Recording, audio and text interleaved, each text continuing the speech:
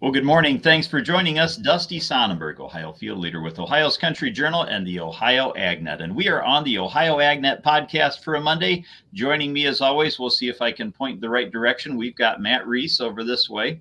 We've got Katie Shear joining us down there. Katie is one of our stellar employees that works down in Columbus, but also a recent graduate, I guess you would say, of the AgriPOWER program. We want to talk about that today on the podcast. Before we do, Matt, we were talking before we came on the air. There was some wild weather this weekend, especially in the northern and western parts of the state. Folks have probably seen some of the pictures floating around the internet of greenhouses destroyed, barns destroyed. What are some of the things you saw?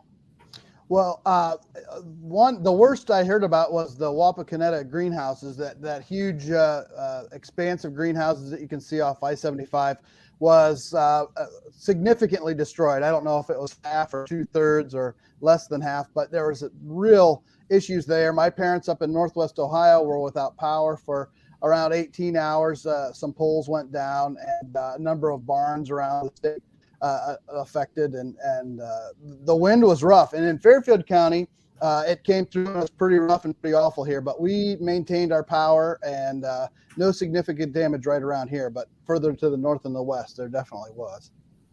Absolutely. Katie, you see anything crazy this weekend? Not too crazy over in Coshocton County. We had pretty mild winds compared to what we had a couple weeks ago.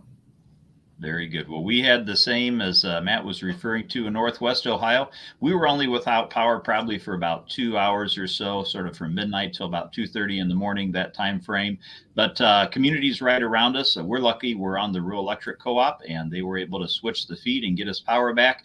There's some, though, they've been without power since Friday night, and projected return is maybe Wednesday afternoon or evening. So sort of a long haul with a number of transmission lines that went down, actually. So that is not fun.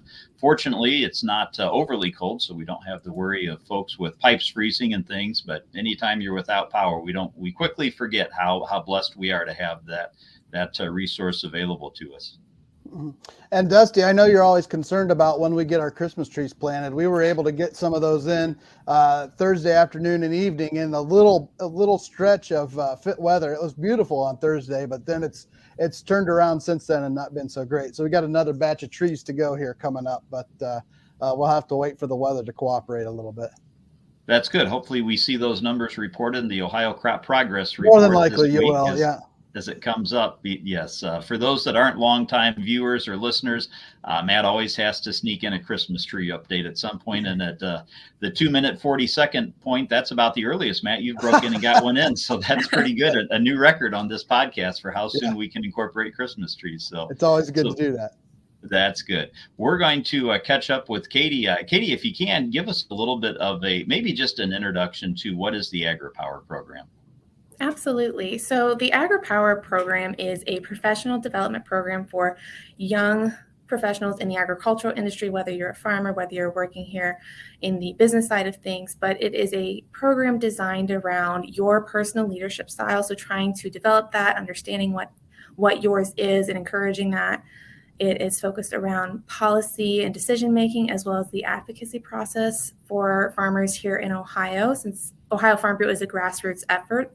So we hear from local farmers across the state of Ohio what their concerns are, and we share those concerns with local, state, and national government. So that's why it's so important for this program to highlight on policy and advocacy, as well as taking a good insight on what agriculture looks like across the state of Ohio, as well as one of our out-of-state trips to see what agriculture looks like for other states around the U.S. But it's a very well-rounded program, very broad in the topics that we cover, and a very good investment, in my opinion. Excellent. How long does the program last? It's usually about 7 sessions. So our class started in July, and then we just graduated here in March. So you have about 1 session a month. Most of them are on the weekends. It's only 2 to 3 days, depending. If it's the out-of-state trip, it's about 4 days, because you really want to immerse yourself in the agriculture that they offer. But it's not too time-consuming. I would recommend it for anyone.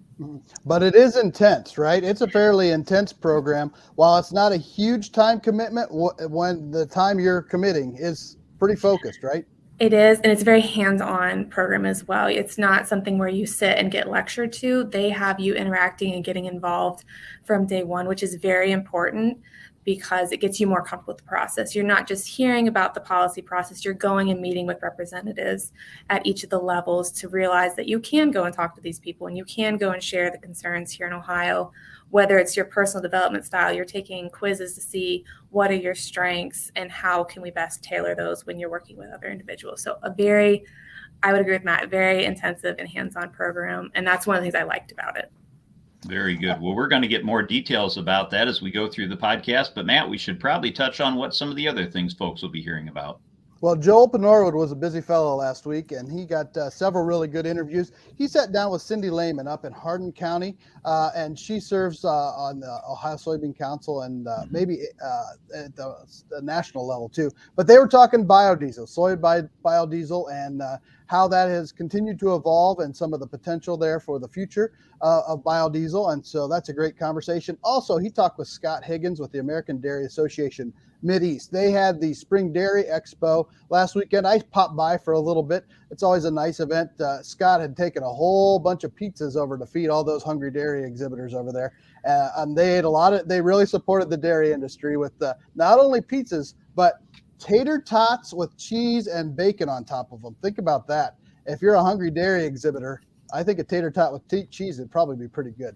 So Joel talks with Scott Higgins as well, and that audio is going to be coming up next year in the podcast. And then be sure to check that out. It will be posted today up at ocj.com, and the link is available up in the comment or down in the comments and also up in the description of this podcast. So be sure to check that out at ocj.com.